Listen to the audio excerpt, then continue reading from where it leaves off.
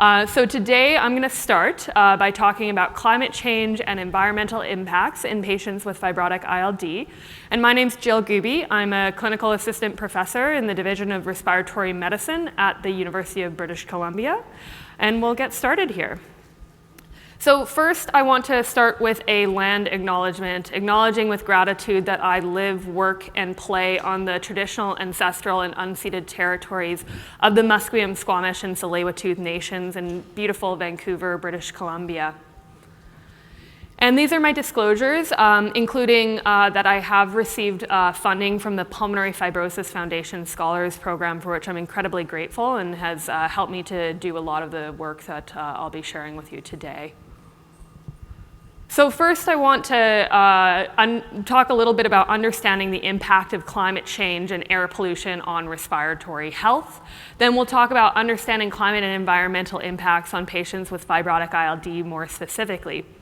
Then we'll discuss approaches to addressing climate change and mitigating harm in patients with fibrotic ILD, and we'll finish up with some acknowledgements. And then I'll hand off to my excellent next speakers. So first, climate change impacts on respiratory health.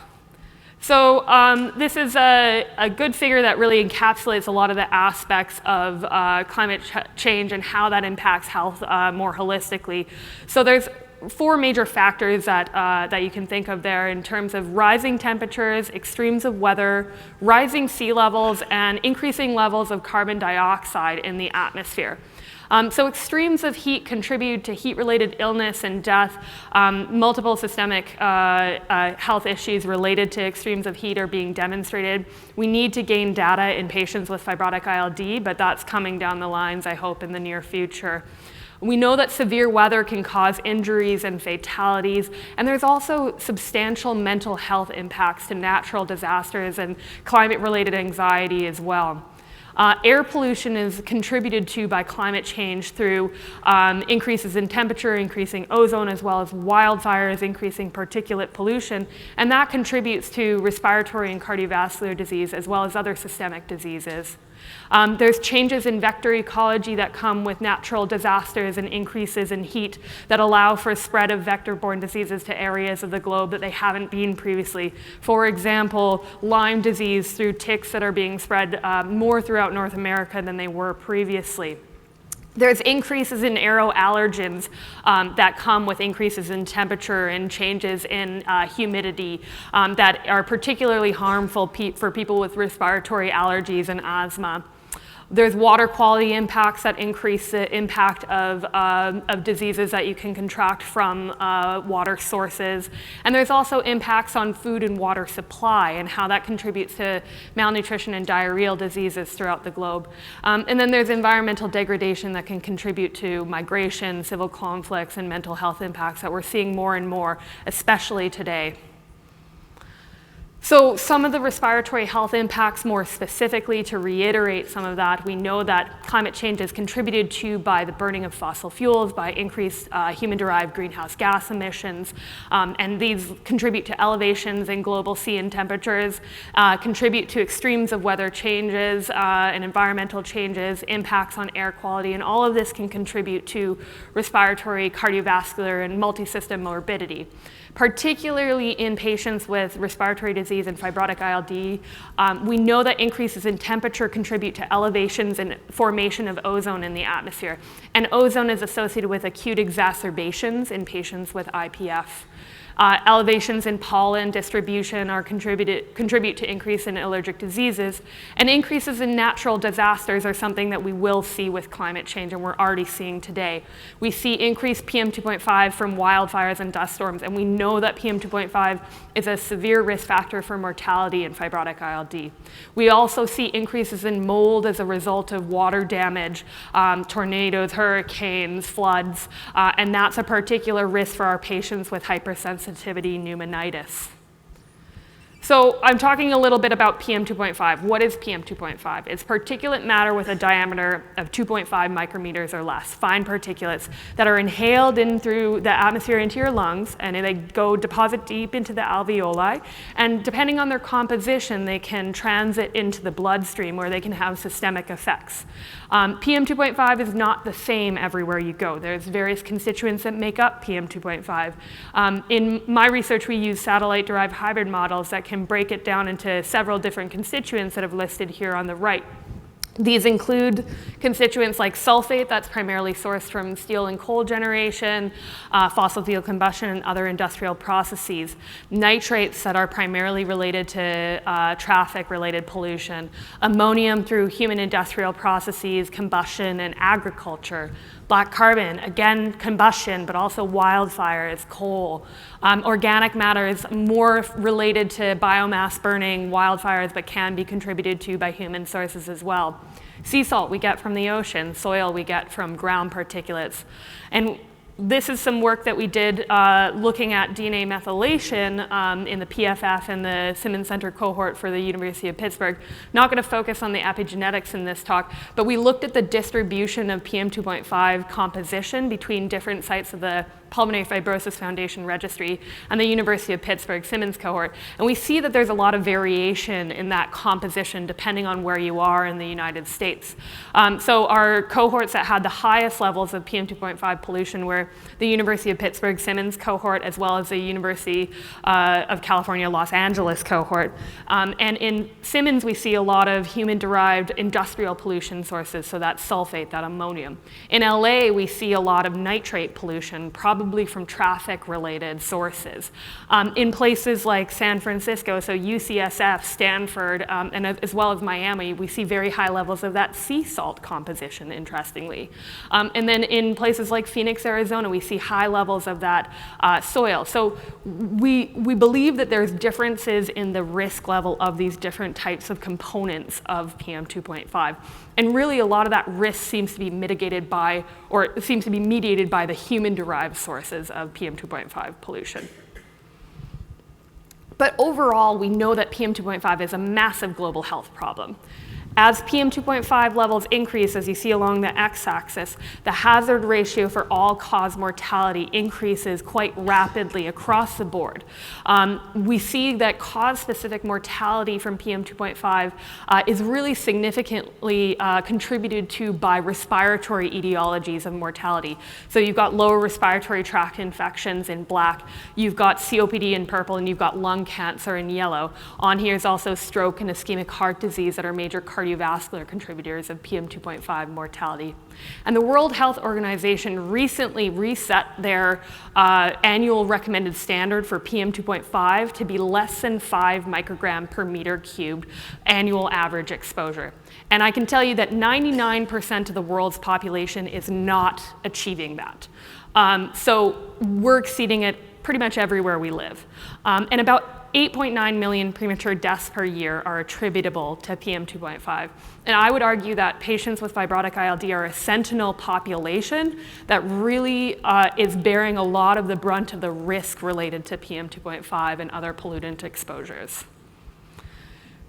When we think about pollution, we need to understand that pollution burden and the deaths attributable to pollution are not equitably distributed across the globe.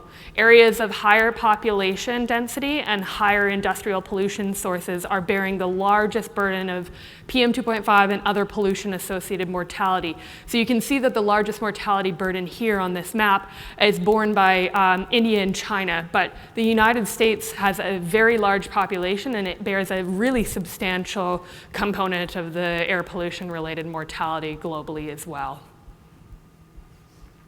And what we know about climate change and PM 2.5 is that climate change will increase PM 2.5 exposures through wildfire smoke.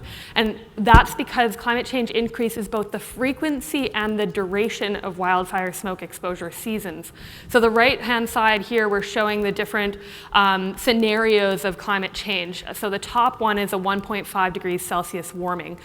We're definitely going to hit that. We're currently at about 1.1. There's no scenario where we're not going to see that 1.5 increase. Ideally, we want to limit it there. We will probably be somewhere in the range of 1.5 to 2.5 if we have concerted action against climate change and we really act together to reduce the amount of greenhouse gas emissions.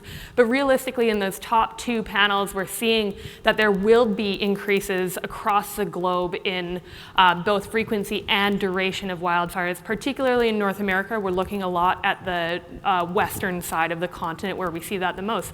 But we know from this past year that the eastern part of the continent was highly affected by Quebec wildfires, for example. And then the bottom scenario is the worst case scenario, RCP 8.5, and you see massive increases in wildfire smoke season in that case where we have unmitigated climate change and greenhouse gas emissions. And we know that all-cause mortality is contributed to by PM2.5 pollution related to wildfire smoke. So the panel on the far left is showing all-cause mortality related to wildfire PM2.5, and you can see that around 20 micrograms per meter cube, that hazard ratio kind of flattens out. The risk is elevated, but it kind of remains flat after that point. Cardiovascular mortality, the curve is fairly similar. That's the one in the middle. Maybe a bit of a uptick as you get past about 40 micrograms per meter cube. But then you look at respiratory mortality, you see that kind of plateau effect between 20 to 30, but you get past 30 to 40, and you have an exponential increase in that risk curve. And this is a 3-day moving average of wildfire PM2.5. So the risk is really profound for patients with underlying respiratory disease.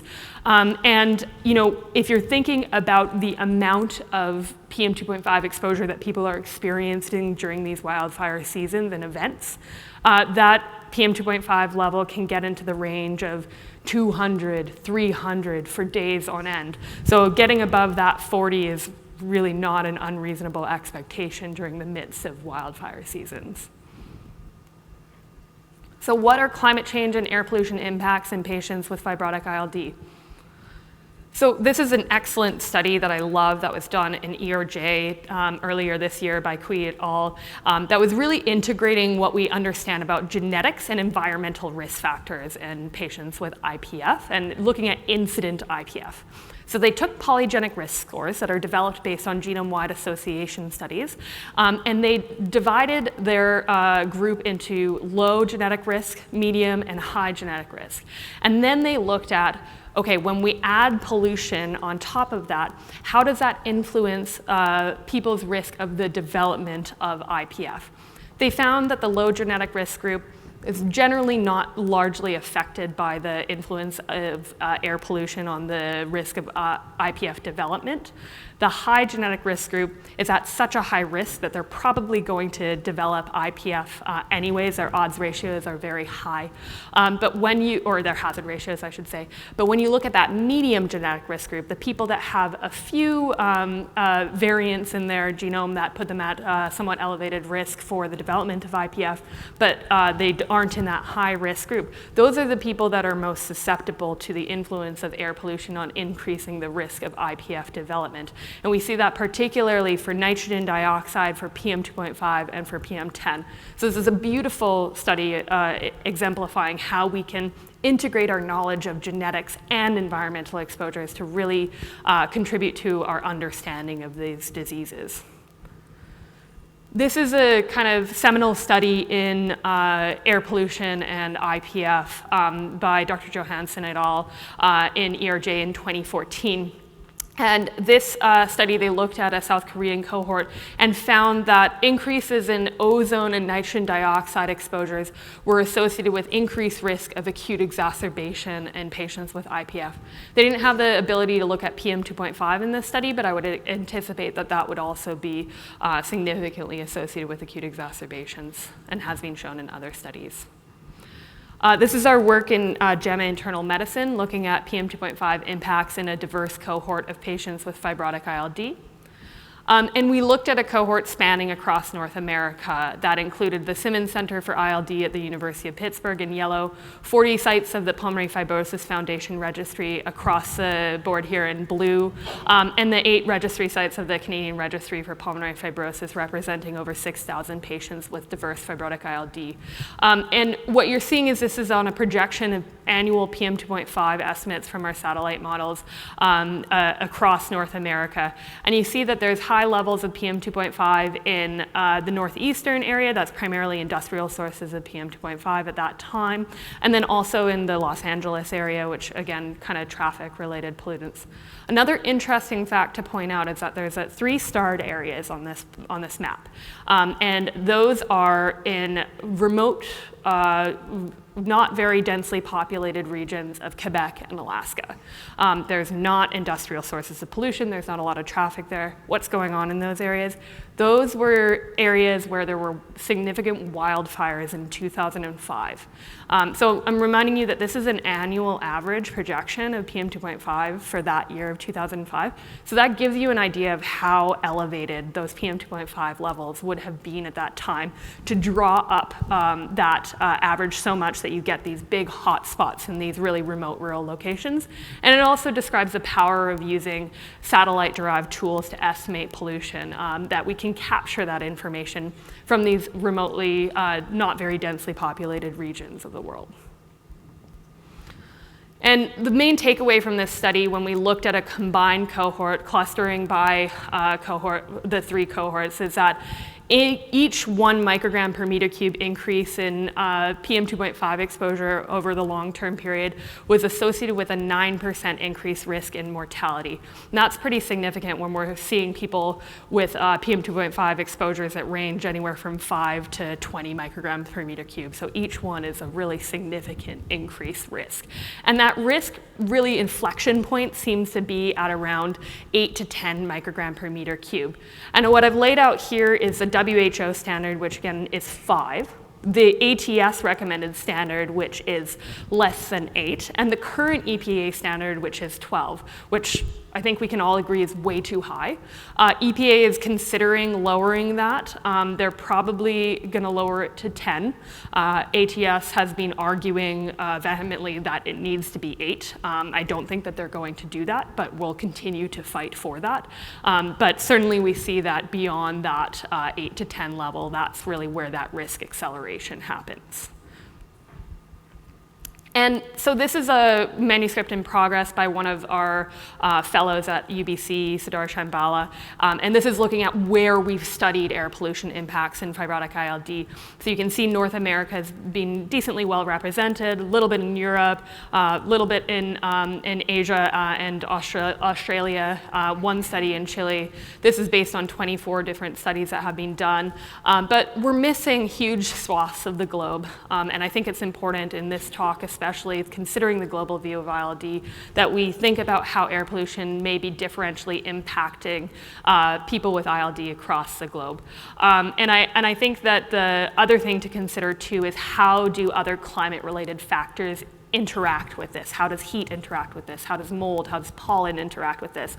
All of this needs to be studied, and I think that the field is ripe to be looking into these questions.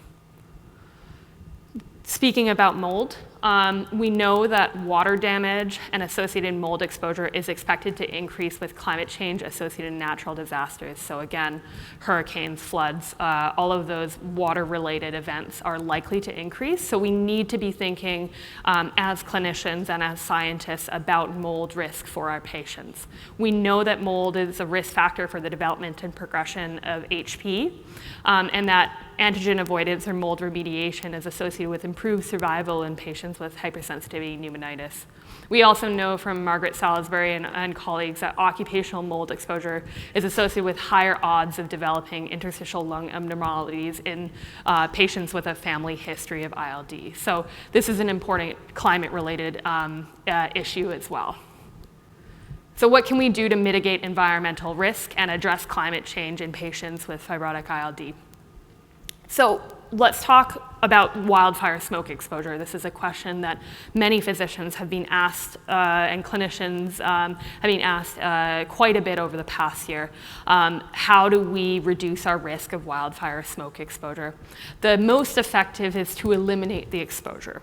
That's not feasible for many cases. The wildfire smoke, as many of us know, as many of us experienced over the past year, can spread thousands of kilometers and can affect people very far away from the source.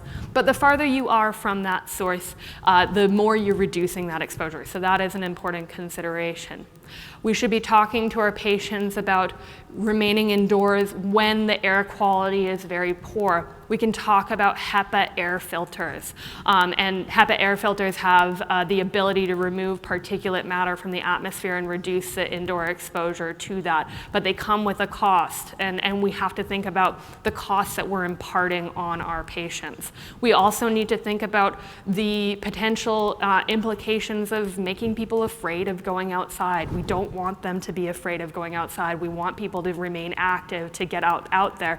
But we also need to be pairing that with an understanding of what that risk is and how they can gain information about air quality and when it is safe to be active outside. Strategies for avoiding heavy or prolonged outdoor activity during periods of very high smoke exposure is important to counsel your patients on. And we get a lot of questions about masks. So are masks effective? Surgical masks, cloth masks are not really effective at preventing PM2.5 exposures. And well-fitted N95 masks can reduce PM2.5 exposure and may be effective at reducing harm related to it. But there's a lot of factors to consider there. If someone has oxygen, you're not getting a well-fitted N95 mask. If someone has a lot of facial hair, again, not well-fitted. N95 masks don't do anything to protect against gaseous pollutant exposures. And they may cause some physical stress and some emotional discomfort as well. So we need to be considering the burden that we may be imposing related to that. So I think it's really imperative that we take an integrated patient, clinician, and healthcare systems approach to addressing climate change. And that means that as providers that we need to be engaging with our patients about climate change and air pollution. We need to be knowledgeable about this. We should be teaching this to our pulmonary fellows, to our medical students. It's imperative that people understand the health risks associated with climate change and that we're capable of discussing it. We want to be advocates for our patients, and we want our patients to be able to advocate for themselves. We need to develop those partnerships. We need to have those communications with them. We also need to engage our healthcare systems to support climate and air pollution related research. We need to be policy advocates and talk to our elected representatives. We need to petition our healthcare systems to reduce their greenhouse gas emissions, their carbon footprint. Think about metered dose inhalers, the amount of greenhouse gas emissions that are associated with that. And is it necessary to be prescribing all of your patients an MDI? Just little things that you can do that may make a big difference in the long term. So to conclude, climate change is a risk for patients with respiratory disease. It is associated with increased pollution. So we have increased ozone from heat that leads to increased formation of ozone in the atmosphere. We have increased PM2.5 from wildfire smokes. We have increases in mold and pollen counts. Air pollution and mold are significant risk factors for the development and progression of ILD, so we need to be considering these factors. And I really believe that patients with fibrotic ILD are a sentinel population that are at a particular risk of the harms of climate change. And I think it's imperative that we advocate for clean air, reduction in GHG emissions, and aggressive environmental health and climate policy. And it needs to be undertaken in an integrated manner with partnerships between providers, patients, and healthcare systems. And with that, I would like to thank everyone that's helped my research and my career, all the PFF, PFF Simmons investigators, and first and foremost, above all, the patients that have participated in this research and that are here supporting the PFF Summit today.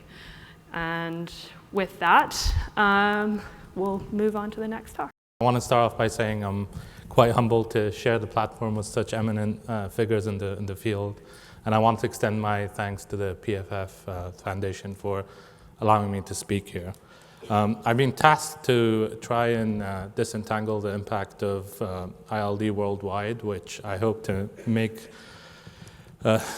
serve it justice because it's such a hard topic to summarize in a short time frame, but I'll try my best. Too early in my career to have any disclosures. I don't know whether that's fortunate or unfortunate. What I'll be trying to do is summarize the burden of ILD that's available in the literature and sort of registries and databases, and mainly split it into looking at the prevalence of it, the financial toll it instills, as well as the cost to livelihood, and then maybe look at the differences in diagnostic practices across regions and worlds, and maybe look at and highlight some of the barriers that have been discovered between the different continents, and then also see whether there's treatment variations between the regions, and then maybe offer some perspectives of how to move forward to help bridge these disparities. So unknown to many people here in the audience, there are many forms of ILD extensively written about, but I think for the purpose of this talk, it just makes it simpler and maybe better to encapsulate and capture everything by lumping them all together under one umbrella of interstitial lung disease. And in fact, interstitial lung disease is thought to be a rare phenomenon. It's considered one of the rare diagnoses and diseases. But looking at the numbers, at least in the USA, there's more than 650,000 individuals affected by it. And when you try and estimate a crude prevalence rate, that equates to around 200 for every 100,000 people. So it's not that trivial. And then going through Europe, there's even more people affected by it, but the crude estimate is slightly less, obviously because of the larger population. But overall, for a rare disease, there seems to be worldwide enough people affected by it, close to 2.3 million individuals affected by it, to make it something substantial and burdensome. And when trying to dissect slightly further and looking at the different incident rates, you can see that actually there's a continual rise in the incident rate. That data actually goes back to only 2020, so by now the incident rates are probably much more. And they're largely driven by the high and low middle sociodemographic index. There is no clear explanation to why, but I suspect that the explanation is probably due to twofold. One of them is exposure in these areas and these patients that are in both the high and low middle sociodemographic groups, as well as the access to care in order to diagnose these ILDs. So, what type of economic burden does this instill on? To make it slightly more understandable, I split that into sort of IPF. And in North America, the cost of caring for an individual with IPF is upward of $30,000 US dollars per person per year. And that equates to a large percentage of the capita, something close to 120% of the capita per year. In Europe, it's slightly cheaper, below 20,000 US dollars per person. And then in China and Southeast Asia, it's actually much cheaper to care for them. And it's around 1,500 US dollars per person per year. And largely that's because of the cost of the antifibrotics. Here in North America, the cost for medications are much larger. In Southeast Asia, it's much less. And I think by comparison, I've put in the cost for connective tissue ILD, which is much less in North America and sort of equivalent to in Europe. And this is data from prior to antifibrotics being available for progressive fibrosis. So this data doesn't capture the cost of it. However, one main issue is the premature death of patients who are unfortunate enough to have ILD. And this study by the group of Vankini and her colleagues quite, I think, beautifully encapsulate the burden of IPF specifically here, but then we'll look at all ILDs in a second by comparing them to other forms of cancer and looking at the 5-year survival rate. And it actually is far worse than many of the more common cancers, including prostate, skin cancer, and lymphoma. And the 5-year survival rate is close to 25%. But when you look at the other forms of ILDs, it's not any better in terms of their 5-year survival. And it's actually around the same range, in between 15% to 40% 5-year survival. So overall, unfortunately, patients with ILD do not fare well. However, early death is only part of the problem. Living with the disease burden is by itself also disabling. And this is a nice way of trying to capture this data. And they try and calculate what's known as a disability-adjusted life years, where they calculate it based on the number of years that the person is living with the disease, and then also adding to that the number of years lost due to premature death. And when you look at this globally, this is the worldwide map, and this is data extracted from the global burden of disease from 2019. The orange or the darker maroon color signifies a higher daily estimate, whilst the blue and light blue is a less daily estimate. And you can see here that there is quite a large variation, and the most affected places are sort of North America, maybe the sub-Indian continent, as well as South America.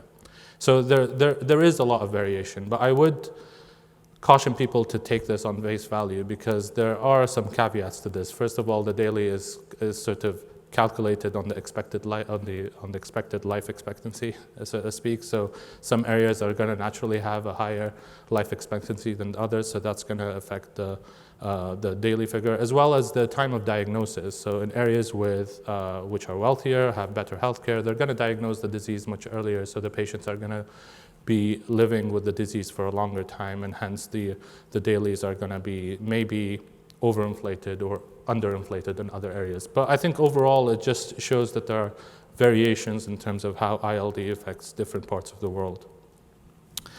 However, one thing that is for sure is that there is a substantial loss of productivity for patients who do suffer from ILD. And this is a nice study done from Canada where they compared the national baseline employment rate to their patients with fibrotic ILD. And here you can see the black line in the figure showing the baseline national estimates of employment. And then each red bar demonstrates the individuals in the study. And initially at the younger age, there doesn't seem to be a significant drop in the number of in the employment rate. But as these patients age with disease, there's a substantial decrease in the employment rate compared to the national average. And in fact, I'm not showing the data here, but they actually tried to look into what is the main reason as to why these people are unable to work. And it was a clear correlation between the symptom load of the disease in the form of shortness of breath as well as cough that correlated with the unemployment rate. I think what I tried to do is quickly go through and condense how impactful ILD is to both the region and to the individual, and I'm going to try to maybe look a bit deeper into diagnostic differences that occur between regions. And I wanted to primarily focus on the pillar of diagnosis being the multidisciplinary discussion meetings, as well as provide some data into lung biopsy and maybe explore some barriers that people have highlighted. So this is a study that comes from Australia, and they did a quick survey that recruited around 14 expert clinical centers in ILD. That spanned North America, Europe, as well as Australia. And they tried to identify different facets of the multidisciplinary meeting that was different to begin with and would introduce a significant bias. So initially, they noticed that the structure of these ILDs were quite different, and in particular, the people who attended these ILDs, that there was a varying number of specialists involved that spanned between 3 to 10, and they felt that this was one of the major differences. And then in terms of the information provided or the information presented in these meetings, and they classed that under governance. Again, there was a huge variation. Some centers preferred to have a streamlined approach of presentation of the patients. Others wanted a more comprehensive approach and included all the details of the patient presentation, while some centers preferred to have a templated presentation. And they felt this would also be a difference that would introduce bias into the eventual diagnosis and management. And then finally, the final aspect of these MDDs was what they called information provision, or the onus of the onus of the diagnosis generation beyond whether it's a consensus, i.e. the whole specialists involved come up with the final diagnosis, versus them giving their opinion and then the primary clinician taking that forward and making the decision on themselves. And as you can see, these are just simple variations, but they can actually introduce a lot of bias into the MDDs. Looking further into surgical lung biopsies and the difference in rates of surgical lung biopsies, which I think is still a substantial utility that testing utility that we should be employing in some patients. The sort of European, England, and the North American data seem to have similar rates of surgical lung biopsies for their patients at around 4%. But looking at different areas, and here, Asia, for example, within Asia, there seems to be a huge variability, ranging between around 7.5% biopsy rates in Southeast Asia, all the way up to 40 to 42% in nearby China. So this also just shows the variability in terms of diagnostic measures employed. And then this is a study that comes from South America, where they tried to look at what actual barriers do pulmonologists face in terms of diagnosing patients with ILD. And the major barrier that actually they highlighted was the lack of knowledge of primary care givers and identifying or even making the diagnosis or suggestive diagnosis of ILD, and the common mislabeling of patients coming in with shortness of breath as either COPD or cardiac disease, coronary artery disease, heart failure, other diagnoses that don't encapsulate ILD. And then another major issue was the lack of integrated healthcare. And what they meant by that is they did not have the appropriate diagnostic testing availability, whether that be a radiological in form or bronchoscopy, biopsy in form. And even in settings where there was access to imaging, the imaging was not appropriate enough. Either they were not able to get HRCTs, or the quality of the radiology was not sufficient to make a diagnosis. And then also there was lack of experts in the field in many regions, as well as lack of MDD meetings as well. And then, not surprisingly, financial restraint also contributed a lot to it because of either insurance or out-of-pocket costs.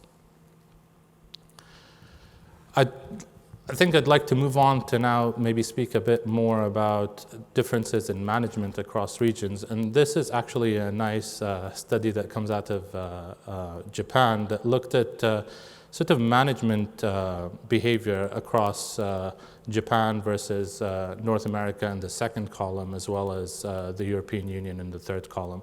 And basically they were looking at different forms of monitoring, and the green and light green denotes to more frequent use of these modalities, whereas the blue and darker blue signifies less frequent use of these modalities. And maybe just concentrating on the physiological testing, it seemed that the North American and European like to use these more frequently than the Japanese in terms of monitoring their patients, whereas radiological and investigational methods were much more commonly employed in the Japanese cohort.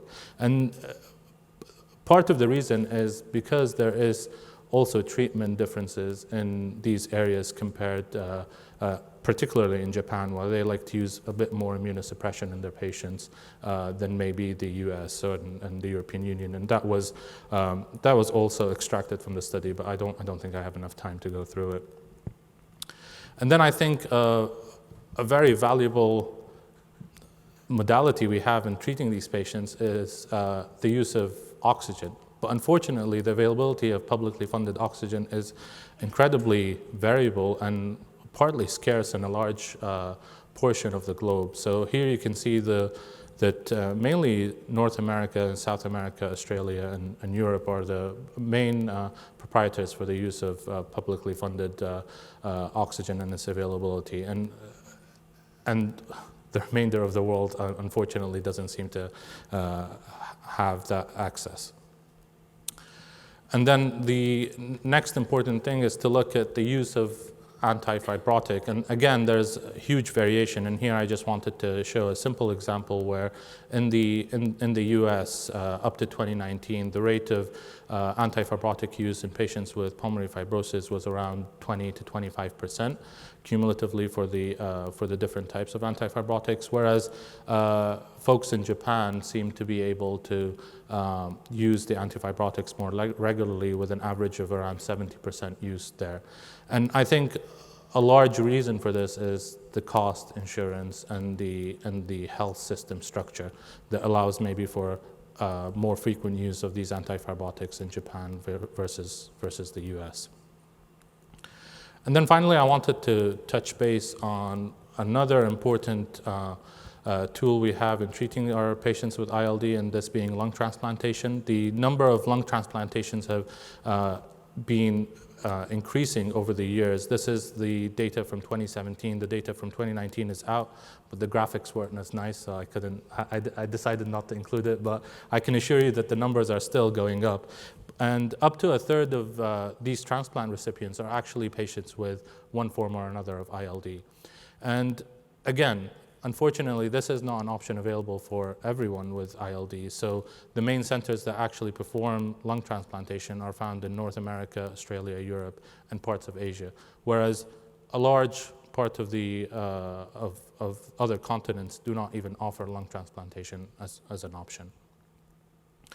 So what can we do to maybe mitigate some of these disparities that we see, and maybe provide a better holistic, a better global approach to management of ILD? I think there are so many areas that you can concentrate on, and I picked maybe two easy areas that could have what you can see almost as an easy fix. The first one is just offering better education and support for our frontline providers. I think this would go a long way into trying to identify patients at the earlier stage in their disease, as well as being able to be referred much earlier in their course. And then maybe taking advantage of telehealth. I think COVID has introduced to us this phenomenon and maybe accelerated it more. But telehealth can primarily improve the access of care to a lot of patients who might not have it.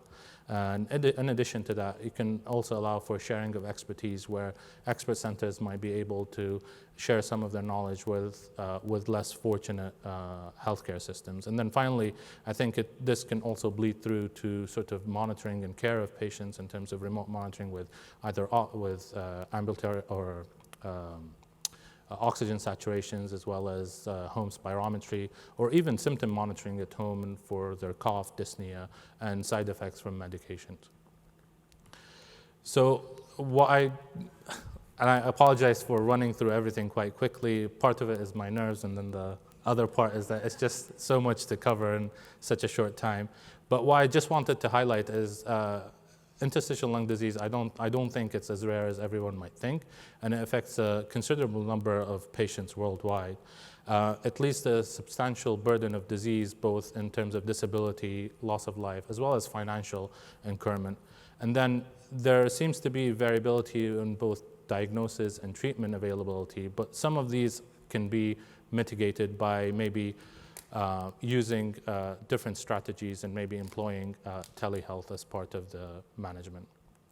And I want to thank everyone. It's truly my pleasure, my honor, and I want to thank the Pulmonary Fibrosis Foundation for the invitation to come and share with you in this very important summit.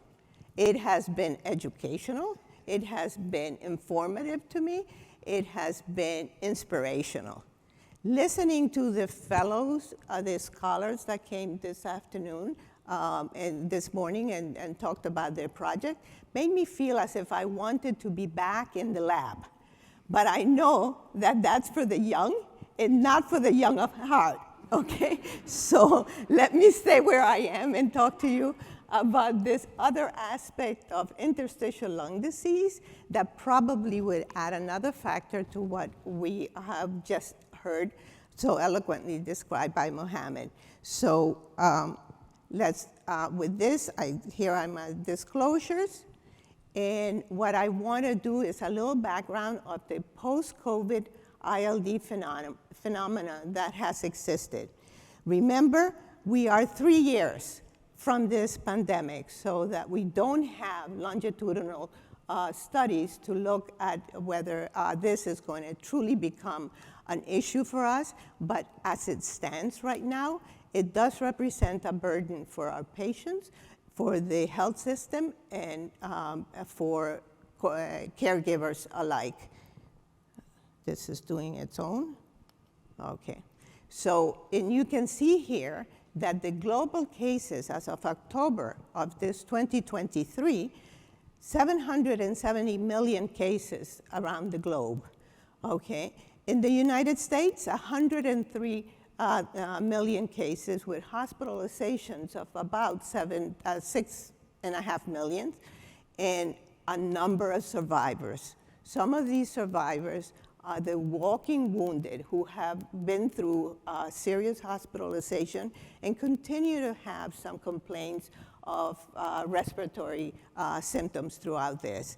And if we look at the most recent study that came out from the United Kingdom at the ILD consortium that they had, they published their post-COVID study, and then they found that there were residual lung abnormalities in up to 11% of individuals who had been discharged after a hospitalization. So we're talking about the possibility of having this disease be a significant contributor to our differential in patients who present with shortness of breath. So what I would like to do briefly is describe the presentation of these patients, understand a little bit of the pathogenesis, and why is it that it's so similar to IPF or all other ILDs, and review some of the updated reports and recognize implications of the sequela. So we know that patients who have suffered from COVID infection do have respiratory symptoms. Not only do they have symptoms, they have impairment of function. They have evidence of shortened 6-minute walks, and they have abnormal imaging. The abnormal imaging may last for a brief period of time, or maybe, as we are going to see later, extend beyond that 6 or 7 months post-infection. And so what I would like to do is concentrate in the last part of this, which is the ILD fibrosis, the fibrosis-like changes that we see on CT scan, the reversible fibrosis, the post-COVID pulmonary fibrosis, and the residual disease. We don't know what to call this interstitial lung disease, with some similarities to IPF and the other idiopathic interstitial pneumonias. And why don't we know what to call it? Because it's an evolving situation, and because what we have now gotten used to call fibrosis, we're discovering that there are some resolution of these findings. So it brings to question how we interpret some of our imaging. So we know that there is ILD post-COVID. We have seen it. Their CT scans show organizing pneumonia, ground glass patchiness. This is all interstitial lung disease, and we're not questioning it. There is a genetic predisposition that is shared with those patients who do develop other forms of idiopathic interstitial disease. There are patients who probably had pre-existing ILAs, and we heard yesterday about how these can affect and produce a course of disease that is very different. So if there were patients with pre-existing ILAs, this was the hit that initiated their interstitial lung disease. And we know also that there are similar risk factors for patients who develop severe COVID and who share also biomarkers that may be similar. So is there ILD post-COVID? Yes.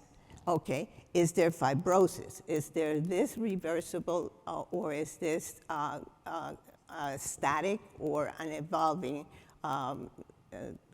finding? And so this is something that only time is going to tell us, and we still don't have that information. So we know that it will impact our functional status, and that we have learned. And what I want to do is try to talk to you a little bit about some of the studies that have been conducted now and see what 2023 has taught us about this. So this was defined in 2021 as an non-idiopathic form of pulmonary fibrosis that occurred in patients who were infected. Usually these were patients who had severe disease, but there were some patients in whom it occurred after a hospitalization. At that point, we have no reliable data on the frequency and severity of this entity. And we're still there. We don't know, but we are learning, okay? There are many reasons why patients with COVID-19 infection can develop interstitial lung disease and can develop pulmonary fibrosis. And I think that in the cases of patients with COVID infection, not only is the alveolar space invaded and injured, but the vasculature is also injured. And the vasculature is rich in cytokines and everything that are going to be profibrotic. And this is something that we have been able to appreciate by people understanding a little bit more about the milieu of cytokines and profibrotic agents or factors that are released upon the infection. But so that there is what appears to be fibrosis, there's no question. But is it truly fibrosis? Is it going to resolve, or is it going to progress? We don't know that yet. So how do they present? Cough, shortness of breath, very similar to any patient who has interstitial lung disease. There is desaturation when they do a 6-minute walk, and they may have abnormal chest X-ray or CT scan and abnormal PFTs. So imaging is critical when we come to this, and in some cases we only have chest radiograph.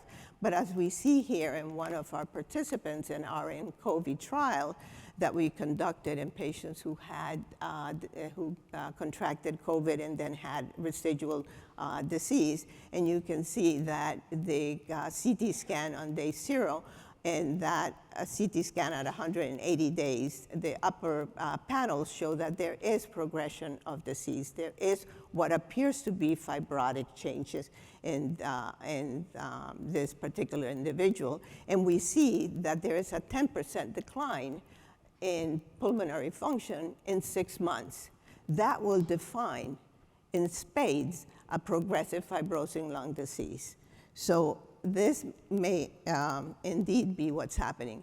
However, there were other patients and where these the appearance of fibrotic lung disease cleared over a period of time, but we still are left with a little bit of an impairment in pulmonary function studies, as we see here. And this particular individual who was infected in March of 2020, you see here a very fibrotic lung disease by the time of December 2020. And again, by June of 2021, when he finishes the study, there's still the same fibrotic changes and perhaps a little improvement by June of 21. However, this patient has never been able to get off oxygen and is now awaiting lung transplant in 2023. So patients like this will be seen. And so what happens to those patients? These are patients who were hospitalized and who were on ventilators and were on ECMO and everything else. So the more severe the disease, the greater the impairment in some of these patients. However, there were other patients that were not intubated or were not ventilated and still developed what appears to be fibrotic and what appears to be progressive, as we see in this particular individual, where over a period of time there is progression of fibrotic changes at the basis of the lung, and that's associated with pulmonary function. So from what we had learned up to 2021, about maybe 50% of previously hospitalized patients with COVID infection would have an abnormal CT scan. The most common finding was ground glass opacities that were seen in these patients, as well as parenchymal and subpleural bands and reticular abnormalities, and some evidence of air trapping in some of the patients. So the long-term findings of these patients were not quite evident at that time. And so now we turn to what we have learned in 2023, looking at this globally. And we rely on those prospective studies that have looked at patients after 12 months from the time of their infection, or even longer at this point. And we depend on meta-analyses that will help us look at that. But if you look here, that in those prospective studies, the CT findings remain abnormal at 12 months.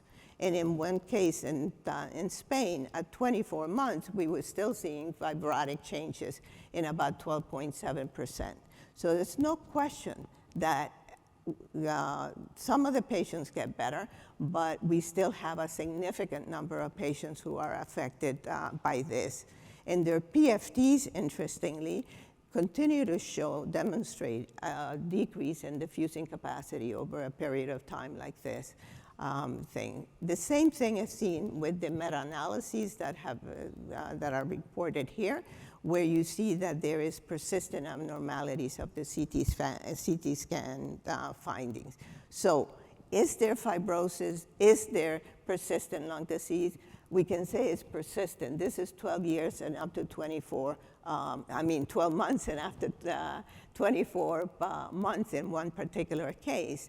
I don't know what the future is going to hold for some of these patients, but I suspect that patients like what I have presented you will not reverse their fibrotic changes.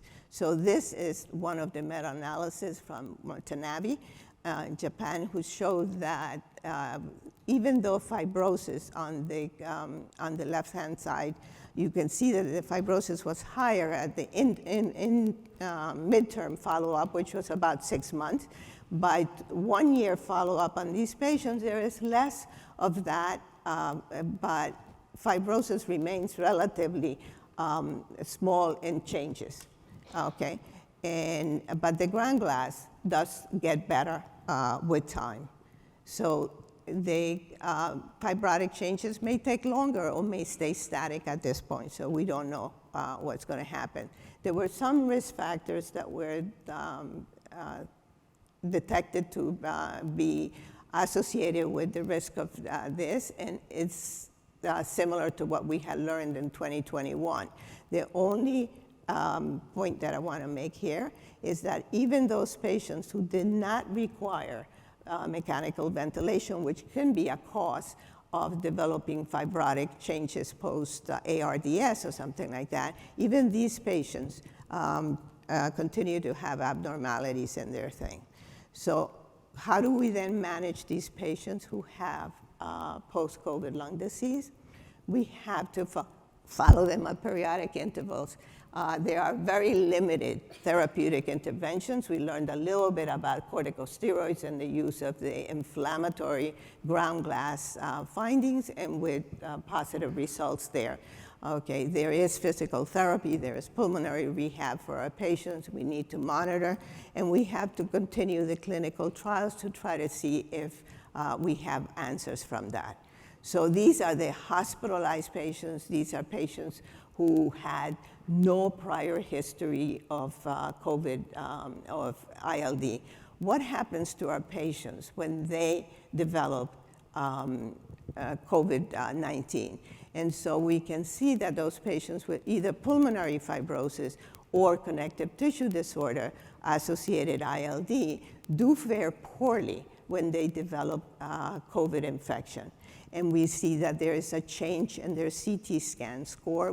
They become more fibrotic over a period of time. And it's worse for the patients who have IPF versus those patients who have other ILDs that are fibrotic. This is such a patient. And you can see that in September of 2022, the patient had interstitial lung disease, contracted COVID this year, to 2023. So it's not the Delta variant, and it's one, and we have had vaccinations, and we have had Paxlovid, and we have had other things to treat it. Nevertheless, this patient by August 2023 has evidence of progression of his disease, or perhaps a little bit of COVID still left in there, and we will not be able to distinguish that. But by October of 2023, he has even worse progressive lung disease and now awaits a transplant also. So what other things can we expect from this? And that may affect the outcome or may impact the future development of ILD in our patient. We certainly know that there is upregulation of autoimmunity in our patients. And this was a very large study that looked at 350 patients with ILD who have who developed COVID infection and compared it to patients who did not. And they saw that in those patients, there were the development of some autoimmune diseases with higher risk hazard ratios in these patients. And so the anti-synthetase syndrome that is associated with an interstitial lung disease that at times can be very aggressive has also been reported as a consequence of COVID infection. So will these patients then come through in 3, 4, 5 years from now with to increase those numbers that Mohammed showed us about the worldwide thing? We don't know. So these are still gaps that are present in our knowledge. And so we don't know which patient is going to go on to develop it and which one is going to resolve, as you have seen there. And we heard a lot about the ILAs yesterday. And are these bands that are remained in these patients, these residual lung abnormalities, the new ILAs for future patients, and may they be at risk of developing this disease? We don't know that. Okay. So what are the implications of these residual changes? So we now know that the majority of patients will get better, even if they not get back to 100% of their function, but they do get better. However, some of these residual lung abnormalities are still there, and whether they're going to progress, we will know maybe in 5 years or more. We know that recurrent injuries may exacerbate this, and we know that a significant number of patients, however, still are dealing with the burden of this fibrotic or ILD post-COVID that exists. So we need to continue to monitor them. So we know that we're learning. Every day we learn something new. Every day we have clinical trials that are now reporting on their findings, and we look forward to more of those. And so these are still interventional trials in COVID-19, and we have just enrolled our last patient in July of 2023 in the nCoV study. So this is the early nintedanib deployment in patients who had interstitial lung disease from COVID-19. So this was a multi-center study that involved 6 centers in the United States, and as you can see them here. So this was a randomized 1-to-1 to receive a placebo or the investigational agent. And the investigational agent in this case, because of the rationale of these fibrotic changes, was the nintedanib at 150 milligrams twice a day. Our primary endpoint is improvement in forced vital capacity, but we have a number of secondary endpoints that we will be looking at in this group of patients, including exploratory endpoints that will address telomere length again and see if that has anything, biomarkers and any variants in genetics that may explain something. So we certainly look forward to the projected publication for next year this time. So stay tuned. But this is the demographic of our patients, as you see there, and it's quite a diverse group of patients. So we are hopeful and optimistic that we will have some information to share with the rest of the world about this. And with that, I thank you very much for your attention, and we'll be happy to entertain any questions. Thank you.